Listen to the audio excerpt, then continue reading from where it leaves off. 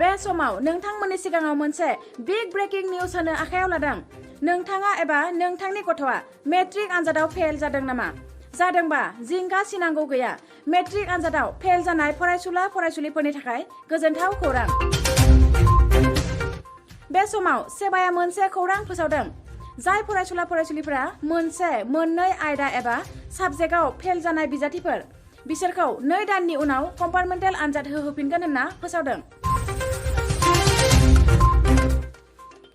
फैगौ 10 अक्ट'नि उनाव मोनसे पर्टेल फोसावगोन। बे पर्टेलाव जा बिजाथिफोरा गनायजाथाव बिथांमोना बे पर्टेलनि दारै एप्लाइ खालामनो हागोन।